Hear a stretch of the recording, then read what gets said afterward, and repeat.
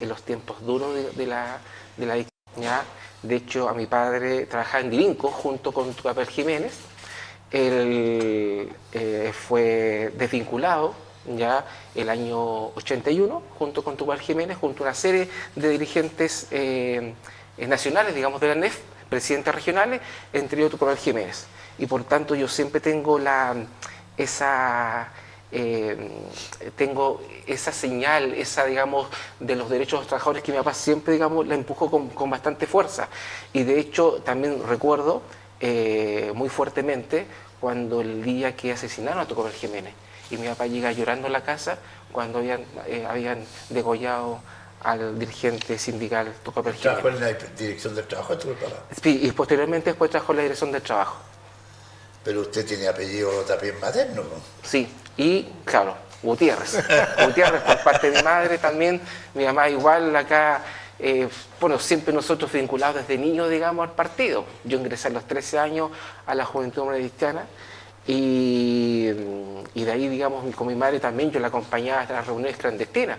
De hecho, el otro día en mi Facebook publiqué una foto, un video histórico, que el año 89 la JDC se tomó la sede del partido, a lo mejor usted se debe acordar, el ex Cine Colón, porque iban a traer candidatos de afuera, ¿ya?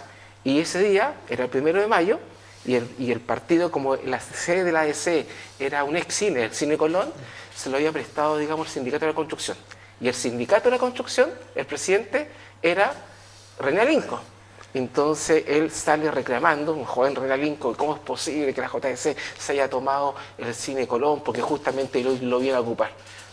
Y siempre, cada vez que me ve, me le recuerda, me dice, oye, tú tomaste la sede del partido y no puedes realizar la actividad. El saque para aumentarle a la gente quedaba en la calle Colón. Sí, no, quedaba Ignacio Serrano. Ah, no quedaba. Quedaba Ignacio Serrano con Barroso. Ah, claro, sí, queda Sí, cerca, sí, claro, cerca sí.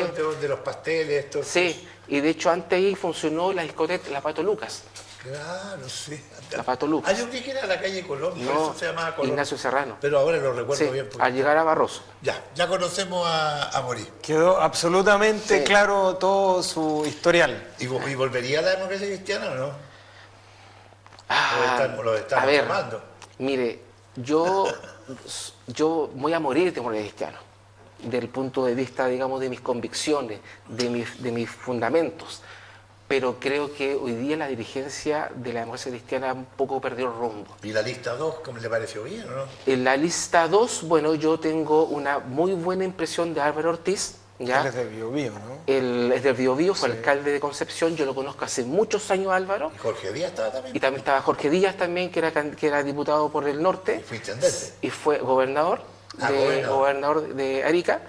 A ambos yo los conozco, tengo una muy buena impresión de ellos. A Álvaro lo conozco más, lo conozco hace cuando hemos dirigente de la juventud. Y hoy día Álvaro ayer señaló algo muy importante que me gustó mucho, porque me preguntaron si iba a ser continuidad de Francisco Buenchumilla y dijo no, yo no voy a hacer continuidad de nada. Y dijo, yo soy un militante del partido que desde muy chico, desde el tiempo de la juventud, siempre me he considerado, digamos, el sector más conservador de la democracia cristiana.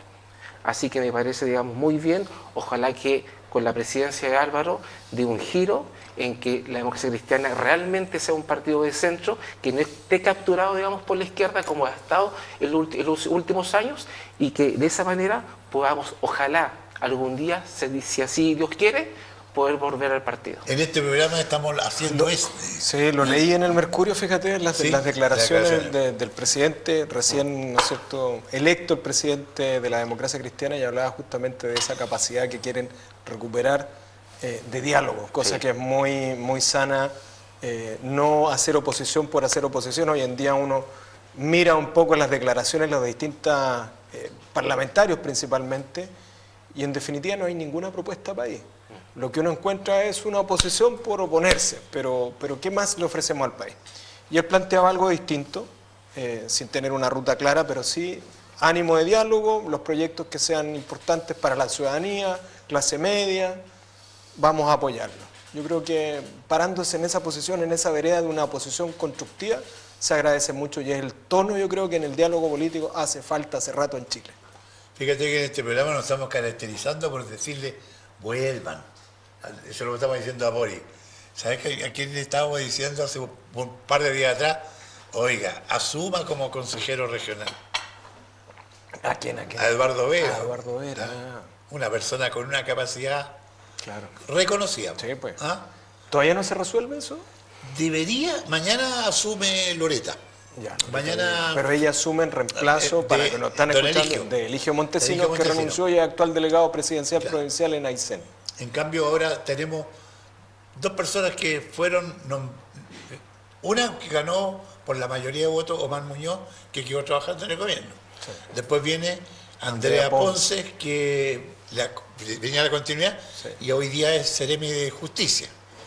Y a continuidad viene Eduardo Vera Vanderleer. Y le dijimos, Eduardo. Por si- votación. Claro. Si no, pasaría a doña Lilian Inostroza. Inostroza. Y la otra persona que lamentablemente me habría encantado haberla tenido, pero falleció en una situación muy incómoda como es Pato Eva. Pato, sí. Se le recuerda con cariño. Sí. ¿Cómo le fue en Chile Chico?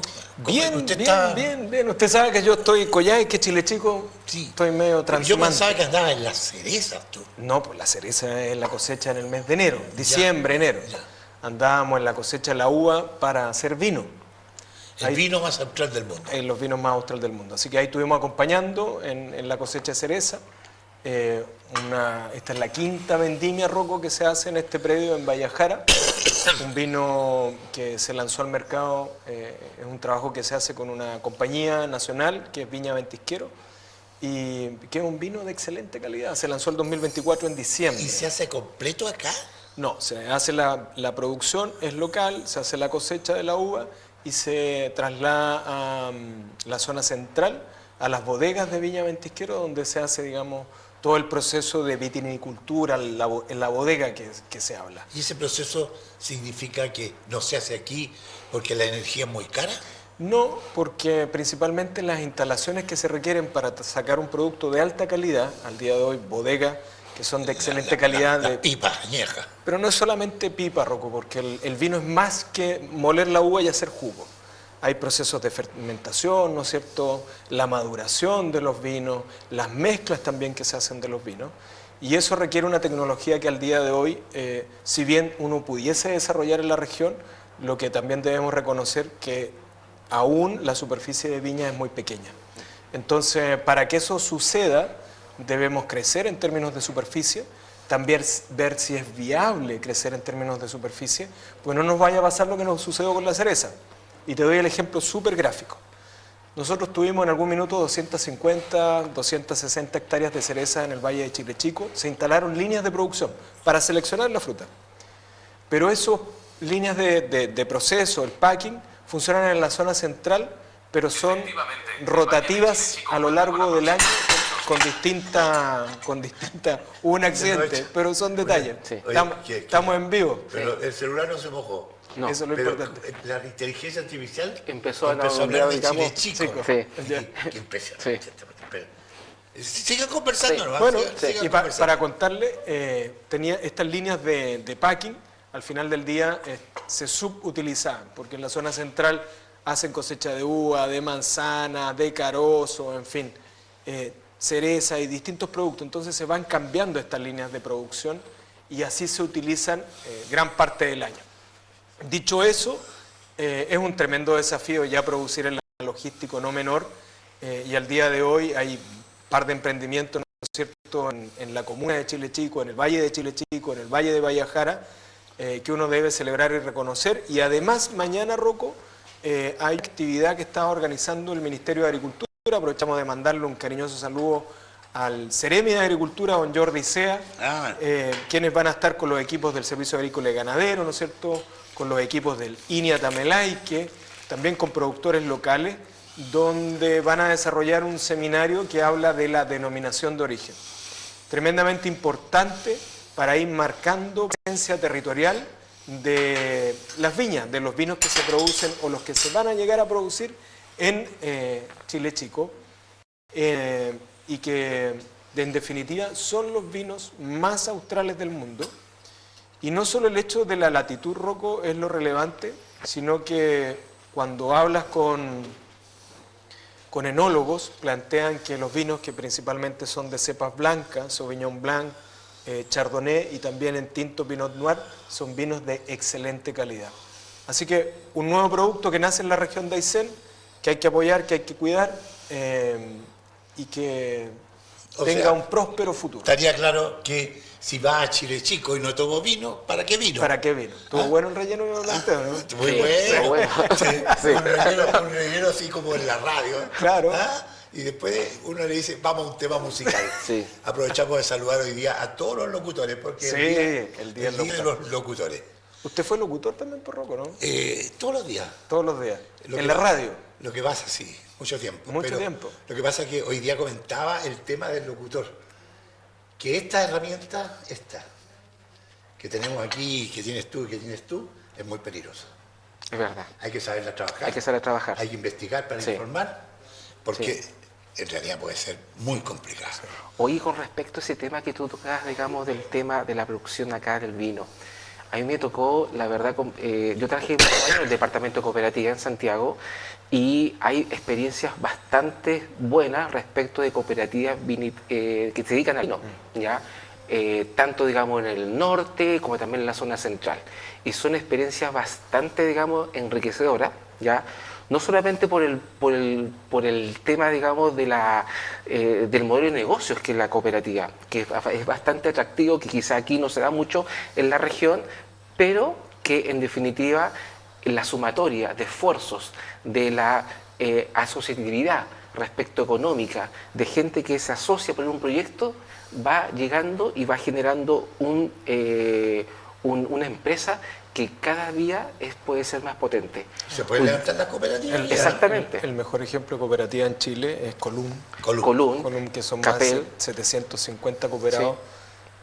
Y habla también de la responsabilidad de los asociados a la cooperativa. Exactamente. Es un en la producto en la de región- calidad excelente, excelente. todo lo que produce Colum, Capel con Capel, el pisco, ¿no es cierto? sí, Y así podemos... Copeucho, Varios. Y hay muchas cooperativas, digamos. Hubo un par de cooperativas muy potentes que en la región, pero lamentablemente no prosperaron porque la situación económica algo pasó Sí. ahí. Pero hoy día justamente Benjamín Infante está muy preocupado de ese tema en fomento productivo de las cooperativas. Oye, hay un tema que me llamó la atención y que yo le pegué un aplauso grande a los cabros del Colegio Las Tardes. No sé si supieron, porque los overoles blancos Sí, se vi imágenes. se tomaron el Liceo Las Tardes Ya. Sí. y despertaron los cabros.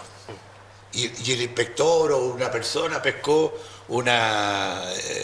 Defendieron su colegio. Sí. Claro, y Un lo alumno haga- tomó, digamos, un extintor, Un digamos, extintor. y, o sea, atacó defendió y- el y- colegio, en Y se definitiva. arrancaban como laucha. Y la gente, cómo felicitaba que por fin, porque, oye, este Instituto Nacional, totalmente ya no se puede hablar del Instituto Nacional. Ya no es lo que era. No era lo que era antes. ¿Qué les parece ese tema? O sea, que realmente se empieza a poner, sin volver a la violencia, pero ponerle atajo a esto. O sea, a mí me parece, primero, digamos, desde el punto de vista de la violencia, lamentable. Lamentable, digamos, que de partida, hoy día, entre comillas, vuelva la violencia, que parece, digamos, hasta medio extraño que vuelva después, digamos, de cierto tiempo. ¿Ya?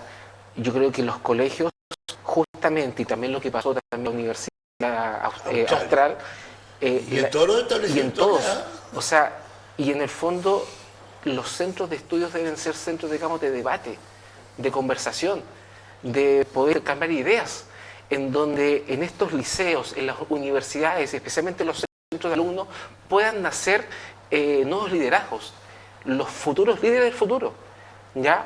Pero en definitiva, este tipo, digamos, de acciones violentas, la verdad, es lamentable.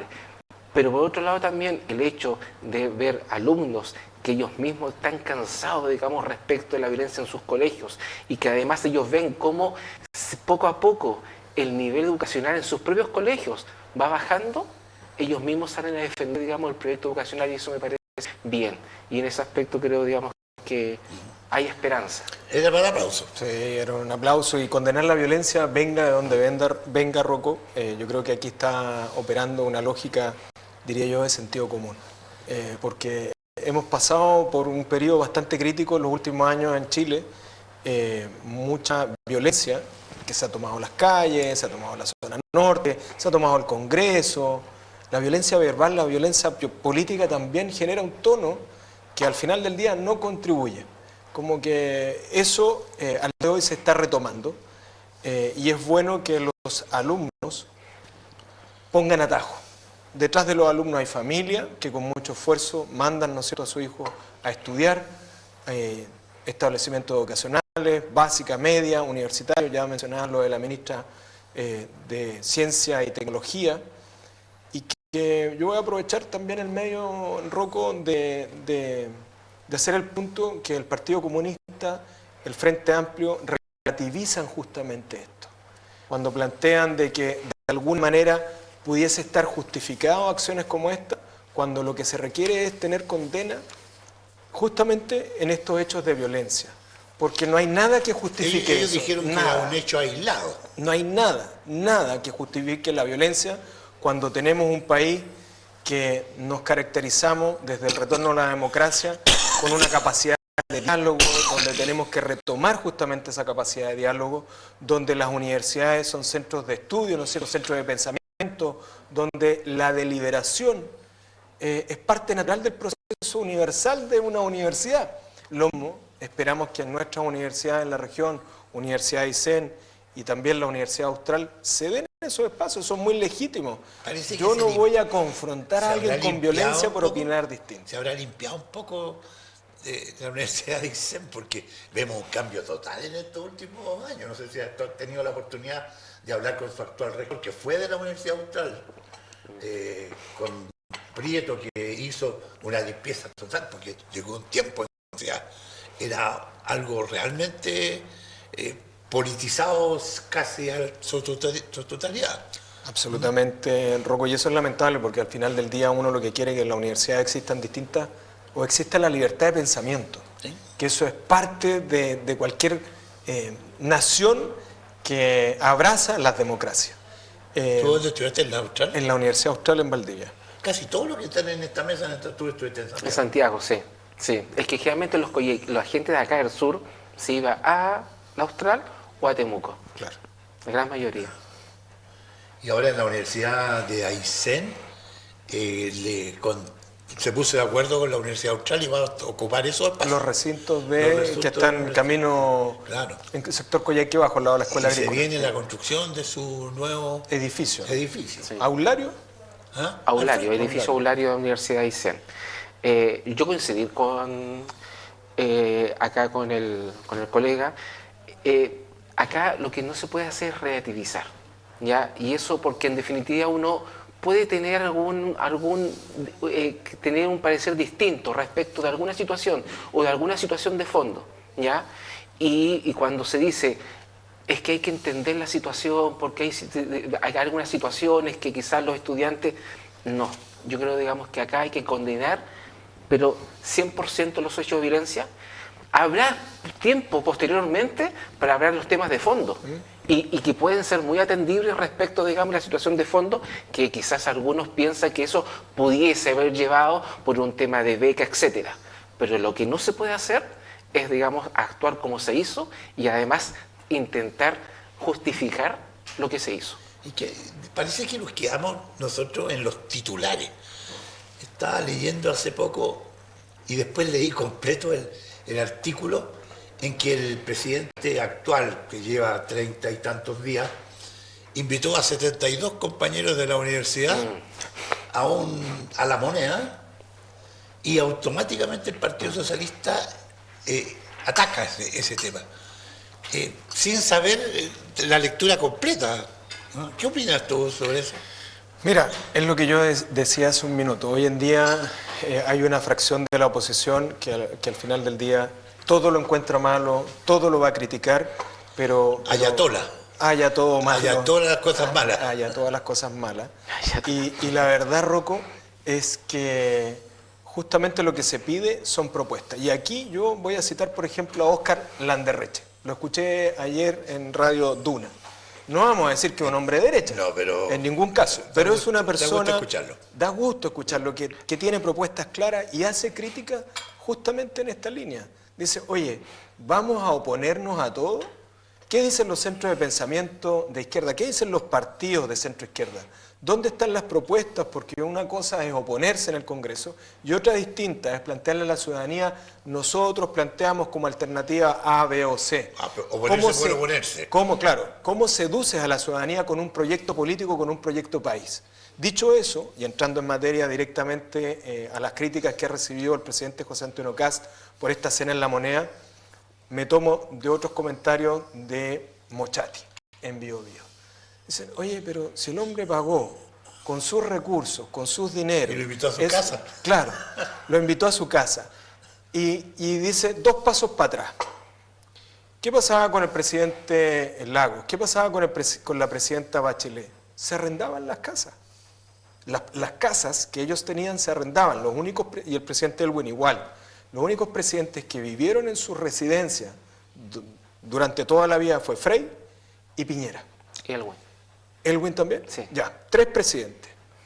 El resto del Estado, o sea, todos los chilenos, pagábamos con nuestros impuestos eso y todo lo que eso conlleva. Lo de Cerro Castillo también hacía una crítica a Manucheri Mochati.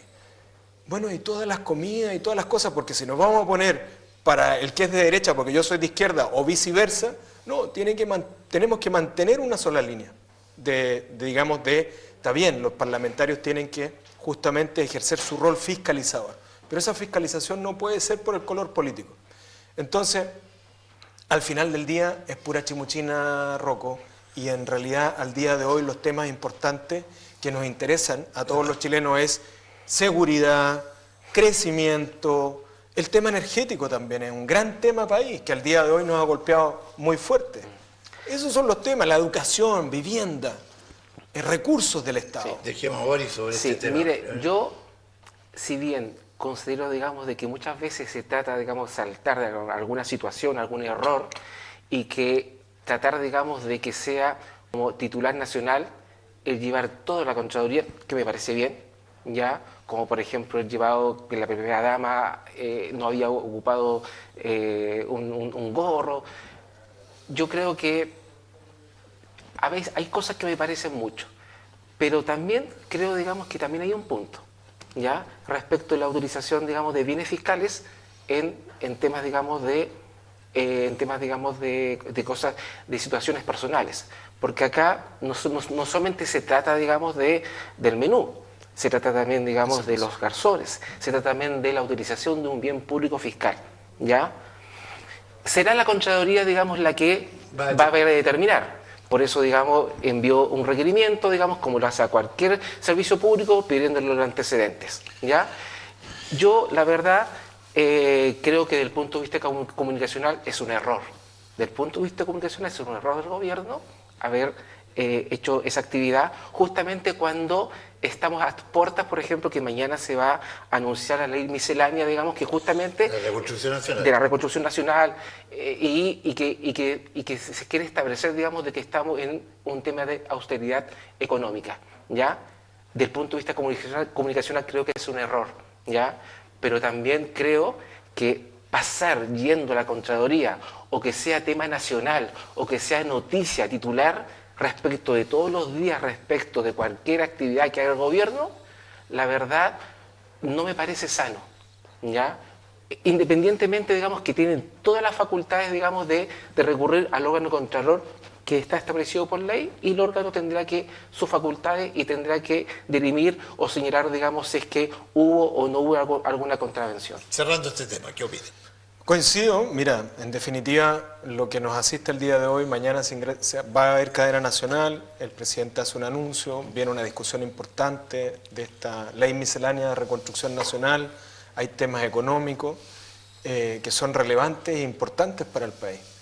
Y yo creo que es ahí donde uno debe centrar el debate, donde debe poner todos sus esfuerzos y pensar en el bien superior del país.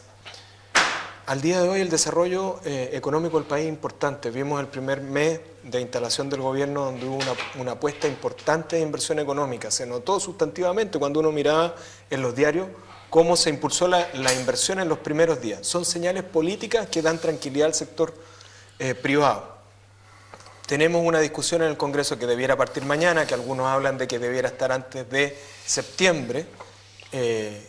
Eso ya resuelto. Se ha discutido mucho estos días, hubo mucho trabajo prelegislativo. El Partido Socialista se restó de una invitación que le hizo el ministro secretario general de la presidencia, don Pepe García. Y yo creo que esas cosas no están bien, porque en definitiva lo que se requiere es tomar posición, discutir, debatir, buscar las mejores propuestas por el bien del país. ¿Y tú crees que el gobierno va a poder alinear y apoyar el proyecto de reconstrucción nacional a su gente? O sea, al día de hoy, lo más claro, Rocco, es que en todas las votaciones que se han visto en la última semana de los proyectos que ha ingresado el gobierno, han estado cuadrados todos los votos. ¿Y tú qué opinas?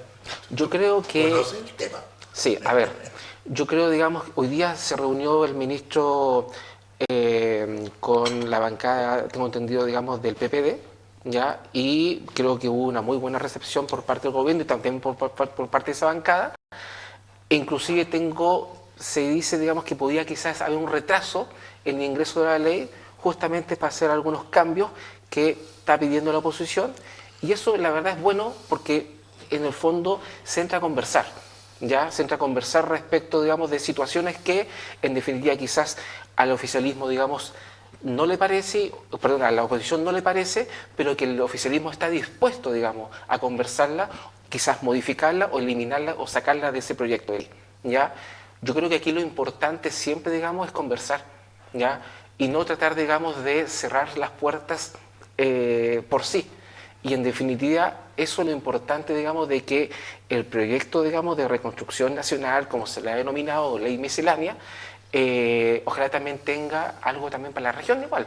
Y eso es lo que esperamos y que ojalá ese proyecto de ley que sea un proyecto, digamos, que sea con tramitación muy rápida, directa al Congreso y que este proyecto de ley, ojalá de aquí a septiembre, como lo ha dicho el Ejecutivo, podamos tener ya ley lista, promulgada y publicada. Y en Patota fueron los de acá de la región a Santiago. Ese trabajo prelegislativo, antes de que ingrese al Congreso, es muy importante porque justamente permite ajustar ciertas cosas de manera tal de que la revisión en el Congreso sea lo más fluida. Y una cosa es ser oficialista, pero también uno dentro de la posición oficialista que tiene con el gobierno, y en esto hablo de los parlamentarios de Renovación Nacional, marcan sus puntos respecto de la importancia en este proyecto, en esta ley miscelánea, ¿no es cierto?, en dos materias: clase media y las pequeñas empresas, que es necesario tener una mirada y una atención especial, como también pueden ser las regiones, por cierto. Y en eso, ese diálogo, Rocco, es lo que le hace falta o le ha faltado al país, porque en definitiva uno no debe cerrar los canales de comunicación, al contrario debe abrirlo. Tenemos un muy buen ministro, el secretario general de la presidencia, don Pepe García, y yo creo que cuando se dan esos cambios digamos, de tono, la verdad es que los resultados pueden ser exitosos y yo creo que el resultado va a ser así. Esperamos que pueda alinear a toda su gente. Sí, yo creo, digamos, que se va a lograr, ¿ya? En definitiva, ahí también hay propuestas, efectivamente, digamos, de la clase media. Yo creo que, en definitiva, durante el trabajo legislativo, eventualmente con las indicaciones que se hagan, yo creo que va a salir un buen proyecto de ley y lo importante, digamos, que tenga tramitación rápida y que en los próximos meses ya esto ya pueda estar ya, primero conocer el proyecto de ley, los beneficios para la clase media, para la región y que pronto podamos tener, digamos, ya que sea de tramitación expresa. Porque ¿cuál ha sido el eslogan de la oposición al día de hoy? Que este es un proyecto para las grandes empresas, para los ricos. Y la verdad es que cuando tú empiezas a revisar, Rocco, en definitiva, y vamos a hablar, yo siempre digo, dato mata relato. Reforma tributaria, Michelle Bachelet, segundo gobierno. ¿Cómo cayó el crecimiento de Chile? Se fue a piso. Antes de esa reforma, Chile venía creciendo en promedio al 5%. estamos con Bachelet a un crecimiento el más bajo desde el retorno a la democracia. Tuvo una leve alza con la segunda administración del presidente Piñera. Y después, durante la administración del expresidente Boric, también fue baja. Al día de hoy, si uno compara lo que teníamos antes respecto de la actual ley tributaria, la verdad es que las diferencias son enormes. Y además de eso, hay otros partidos, y voy a citar por ejemplo lo que ha planteado el PDG, de que se retome el FUT, que es la posibilidad, ¿no es cierto?, de que las empresas pequeñas, medianas, grandes, puedan reinvertir su recurso. ¿Sabes quién ganó con la reforma tributaria, Bachelet? Ganaron los bancos.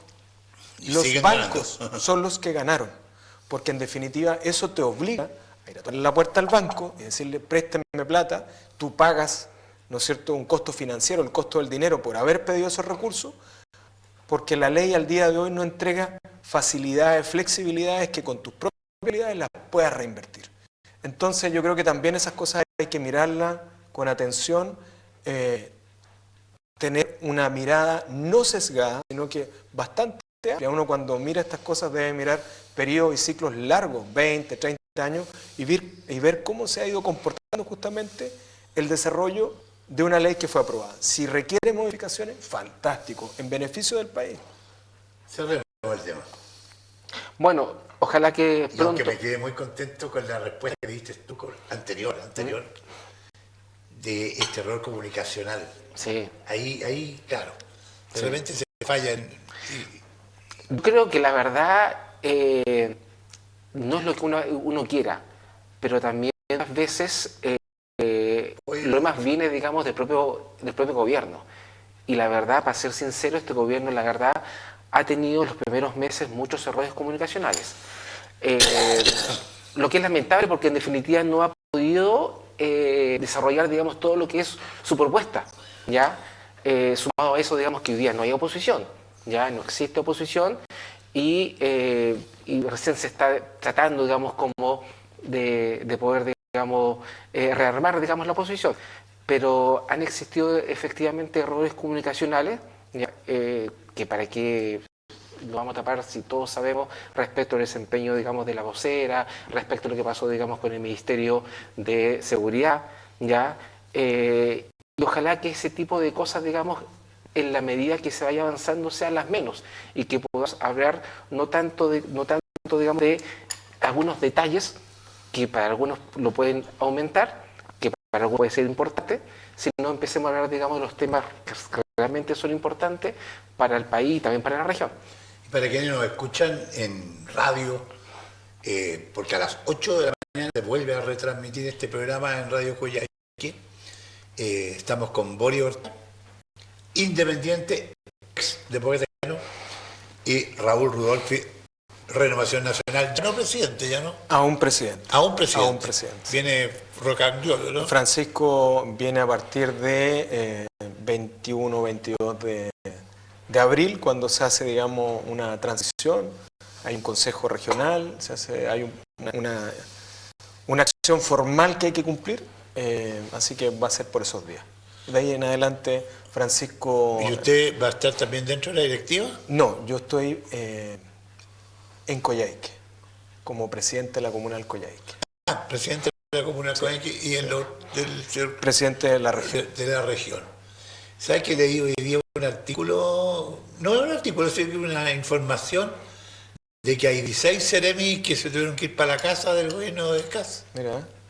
¿Ah? ¿Lo leyó usted? No Sí. lo he visto. De hecho, se comenta chistes, digamos, de que la verdad hasta hoy día Pero no han salido era tan chiste, 16... porque No, yo- claro, pero me refiero que dicen, digamos, o sea, el tema que lo tratan de poner como caricatura, no se dio ningún venezolano, pero la verdad sí se han ido 16 CRM. Entonces hacen esa... No sé. Bueno, la verdad, esto ha pasado en todos los gobiernos, la Sí, verdad que siempre caen pasa. secretarios regionales ministeriales. No es un tema, digamos, Pero ahora que... más con las redes sociales es más Es terrible. más, es claro. De hecho, digamos, a mí, de hecho, creo que lo dije al principio. Van a caer Ceremi. Porque era obvio. Siempre, digamos, pasa este tema, digamos, el chequeo, que a veces no es tan fino como uno cree, que a veces se nombran secretarios regionales ministeriales que no cumplen con el requisito legal que está establecido en la ley, y por ese tema la verdad, como no cumplen con el requisito, se cae. Pero un tema, la verdad, de ajuste, yo creo que más bien de gobierno, ¿ya? Espero ya que, por bien también de las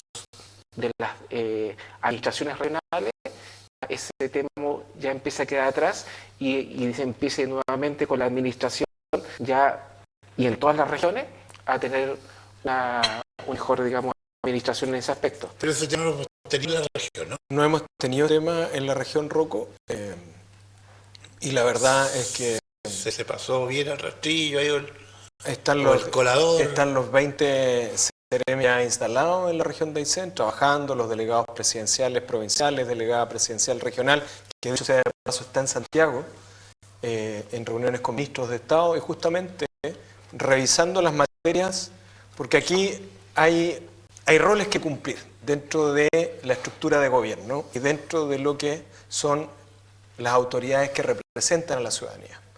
A mí me parece último que el gobernador, alcaldes, ¿no es cierto?, fueran a Santiago, fueran a Moneda, se reunieran con el ministro del Interior y plantearan las inquietudes de la región. Muy necesaria y porque una carta al presidente. Y representan, digamos, el sentir de la ciudadanía.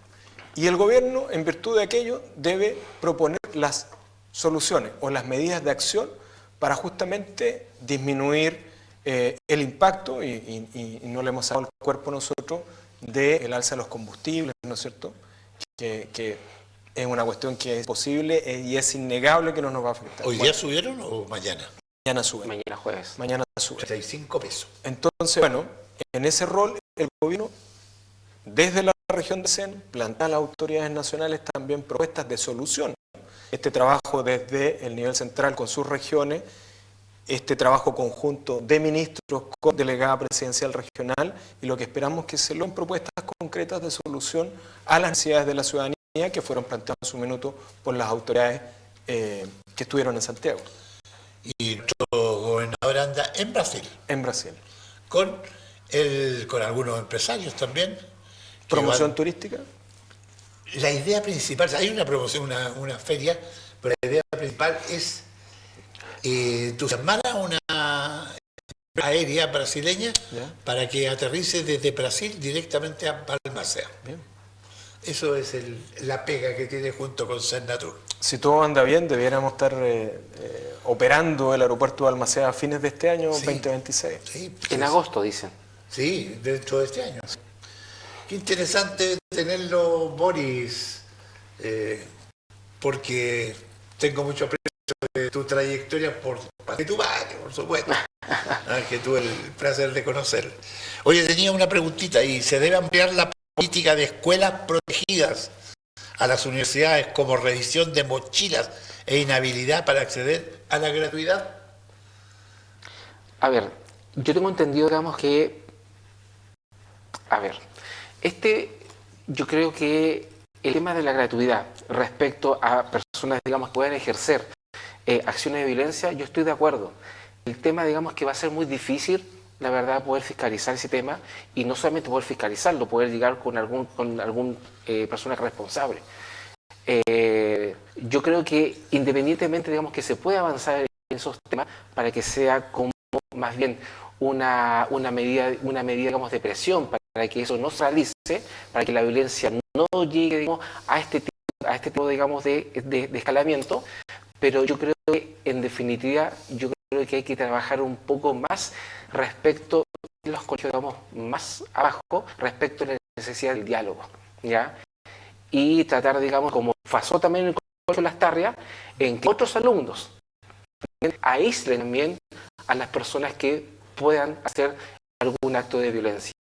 Bienvenida, digamos, la diversidad, que puedan, digamos, señalar, digamos, cuáles son sus propuestas, e incluso, digamos, las marchas estudiantiles, siempre y cuando se hagan del marco de respeto. Muchas autoridades nuestras, digamos, no solamente, digamos, en el tiempo reciente, digamos, sino en los tiempos, digamos, muy antiguos, fueron dirigentes, digamos, de la FECH, ¿ya? O sea, muchos de la época, digamos, antigua. Y en ese aspecto, digamos, lo importante es avanzar hacia unos dirigentes estudiantiles también que sean responsables rectamente de sus actos y que tengan también la capacidad también dialogar con la autoridad y también con la universidad. Absolutamente, Rocco. Yo creo que hay que dar señales respecto de los roles, y cuando tú recibes un beneficio que al final del día pagamos todos, como es el caso de la gratuidad, lo que esperamos es que los alumnos, en consecuencia, cuando reciben esos recursos que aportamos todos, vayan a la universidad a estudiar, a participar de la vida universitaria en su conjunto. No solamente en lo académico, sino que también desde el punto de vista de la cultura, las artes y, por qué no, de la política. También es muy necesaria. Y en ese espacio, manteniendo un marco. Si al final del día lo que la gente cansada es violencia, y lo que quiere es orden, sin restar de ello, y efectivamente yo creo que se genera una acción disuasiva. Se incluye dentro de proyectos de ley ese tipo de señales, porque a la hora de fiscalizar si eso sucede, ¿no es cierto?, ya alguien comete delito, es un delincuente. O sea, si es condenado. Y es condenado, ¿no es cierto? Se le quitarían todos los derechos. Sus beneficios. No deja de ser. Oye, y la Keiko Fujimori está avanzando. Avanzando. ¿Ah? Está esperando el balotaje, parece. Sí, yo estaba siguiendo un poco de cerca, digamos, las elecciones. En la página de la OMP sale de forma online. ¿El padre está vivo? ¿Qué? ¿El padre? No, pues falleció. Falleció. Sí, falleció. Ahora, igual, viendo el sistema electoral peruano, que yo la verdad yo tenía una buena opinión de la OMP, que es la Oficina Nacional de Procesos Electorales del Perú, pero en definitiva, viendo el sistema electoral peruano de como el chileno, la verdad hay años luz. Y la verdad, unas cosas mucho mejor lo nuestro, tenemos que sentirnos orgullosos. Fíjese que en la elección peruana tuvieron es bien parecido al de Venezuela, ¿no? Sí, igualito. No, igual de legítimo. Sí, sí. No, pero en definitiva vamos a ver qué pasa en el país vecino. Ojalá, ahora yo creo que hay que hacer reformas electorales ahí. No puede haber 35 candidatos a la presidencia de la República. Hay que generar, digamos, una especie de umbral para de temas, por ejemplo, eventualmente primarias obligatorias, umbral, por ejemplo, de inscripción de candidatos con una cierta cantidad, digamos, de firmas, pero que se puedan verificar. Pero yo creo que lo más importante del sistema político peruano no es tampoco el tema electoral, de normas electorales. Yo creo que el tema no se va a solucionar con que le pongamos una elección primaria obligatoria o que subamos el umbral para tener que los candidatos puedan ser candidatos a la presidencia de la República. Es un tema mayor. ¿Y cuántos fueron en realidad? Porque dicen que ahora está Roja Pade va a ir de candidato. Rocco, hoy muchos allá también. En Chile. Los que se presentaron de candidatos. Acá fueron, ¿cuántos? ¿7, 8? 8. Pero en definitiva, bueno, uno lo que quiere, primero, que a sus vecinos les vaya bien. Que la democracia prospere, estos procesos se lleven adelante de manera transparente, legítima, y ahí hablamos de nuestros vecinos Argentina, Bolivia y Perú. Si nuestros vecinos prosperan, desarrollan, crecen, progresan, a nosotros igual nos va a ir bien. Sí o sí nos vamos a ver beneficiados. A su vez, ellos con el progreso de Chile. En Perú pasa algo bastante curioso, que el sistema político hace mucho rato que no viene dando el ancho. Hemos tenido en los últimos 10 años 6 presidentes. Entran y salen con una velocidad impresionante. Pero curiosamente, el desarrollo y el crecimiento de Perú no ha parado. Ha mantenido una constante. El desarrollo energético, el desarrollo de los puertos, CAI, que es una inversión peruana, China, en Perú. Después tenemos el desarrollo agrícola. Chile, potencia agroalimentaria. La verdad es que si ponemos una lupa y vemos lo que está haciendo Perú, es grande. Y ahí también tenemos que estar muy atentos de eso. Y la copia de la ropa de las grandes marcas. Y la copia de la ropa de las grandes marcas, pero también el cómo ellos visualizan su desarrollo. Acá, por ejemplo, hemos discutido mucho para desarrollar la agricultura la necesidad de grandes embalses, porque lo que se requiere es tener un manejo más regulado del agua. Tenemos agua en las cordilleras, necesitamos embalses, canales, riego, agricultura, mano de obra, etc. Después del cobre, la agricultura es el segundo motor de desarrollo de la economía economía chilena. En Perú hicieron canales de riego rápidamente, grandes canales de riego, miles de kilómetros, y permitieron desarrollar su agricultura en zonas desérticas donde antes no había nada. Ahí tenemos un ejemplo de cómo grandes inversiones con apoyo del sector privado permiten desarrollar un país. Era más o menos parecido a lo que pasa en los antiguos Conchichicos. Estamos hablando de inversiones de miles de kilómetros de canales, Rocco. Es impresionante lo que ha hecho Perú en esa materia. Sí, es impresionante para levantar la agricultura. Para levantar la agricultura. Es envidiable lo que ellos han hecho. Copiable. Así es, positivo. Lo que más ha hecho nosotros hemos sido zanjas para que no pasen los... Y la estaban tapando hace un par de días. Sí. Ah, la estaban tapando. Sí. Sí. Bolivianos la estaban tapando para poder seguir con el tráfico de Habían vehículos robado una robados. retroexcavadora y estaban tapando la... Ah, esa parte me la perdí. Sí. Pero los invitaron cordialmente al calabozo. Oye, a propósito de eso, esto también pasó en Valdivia, en el comercial de Valdivia, un chico que rayó los baños, ¿ah? Que dijo que el tiroteo a las 9:30 iba a ser mañana a las 8 horas. ¿Sabes con cuánto lo multaron? Con 76.000 pesos. ¿Es para multar con esa cantidad esta falta? Bueno, ahí aplica la ley. Yo siempre digo, si la ley dice que es así, no. Sí. Pasa. Bueno, dijo que era una broma, ¿ya?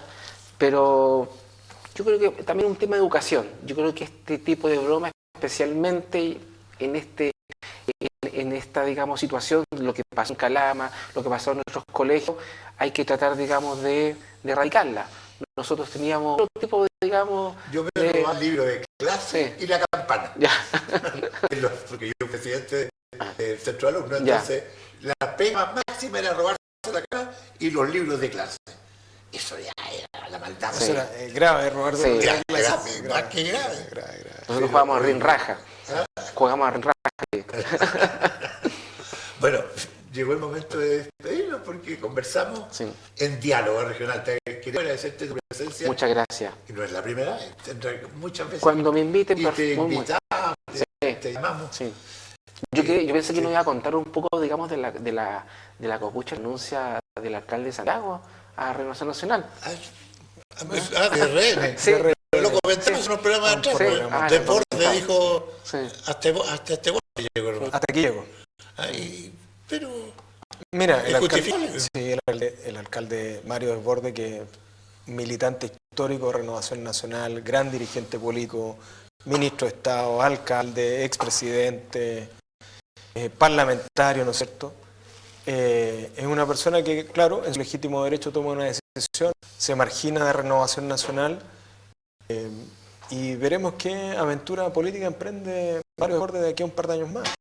Al día de hoy ha desarrollado un tremendo trabajo, sobre todo en materia de seguridad. Recordemos lo que recibió él hace un par de años nomás. Los alcaldes llevan en su ejercicio 1 año y medio, más o menos, y recibió una ciudad de Santiago, la capital del país, ¿no es cierto?, muy deteriorada, con mucha delincuencia, lo que pasaba en Barrio Meik, ¿no es cierto?, mucho tráfico. Los toldos azules. Y al día de hoy, vamos a Santiago, veamos lo que está pasando, con mucha disciplina, con mucho trabajo, con mucha participación ciudadana, con mucho apoyo ciudadano. Al día de hoy se está recuperando Santiago. El centro de Santiago es precioso.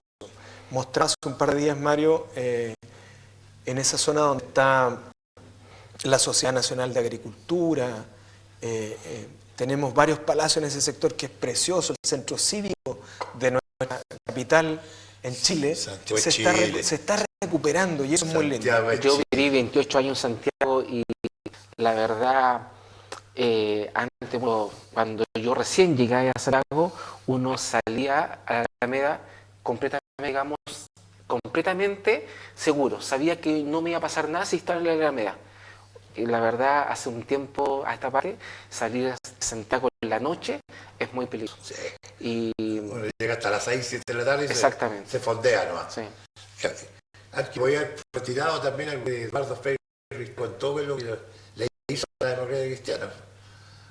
Porque era para retirarse del partido, pero sigue atento. Sí. Es que igual, don Eduardo, la verdad, es lo dijo, si me quieren echar, se lo dijo así al Tribunal Supremo.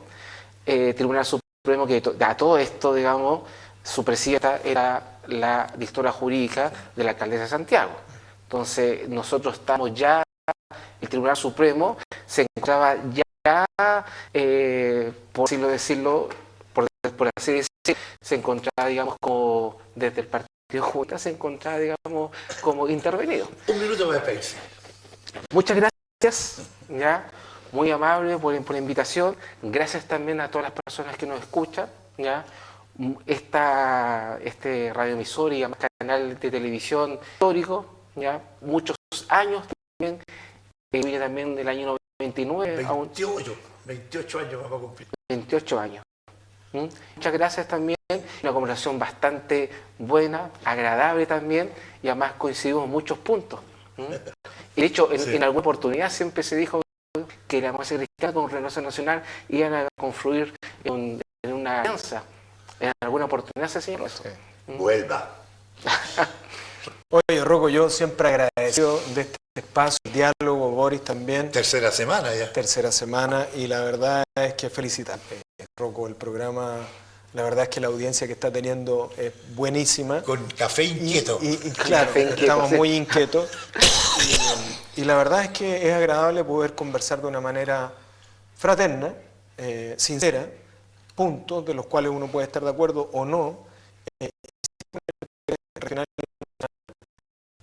nuestras familias estén mejor. Yo creo que nos motiva mucho eso. Como dice Raúl, una conversación sincero. Sincero. Sincero. Ya, nos despedimos. Hasta mañana. Hasta mañana. Con Diálogo Regional. Va a estar miércoles don Eduardo Pera Van der Lever, y es muy probable que Nelson Maldonado se haya recuperado y vuelva también a compartir y conversar en Diálogo Regional. Hasta mañana.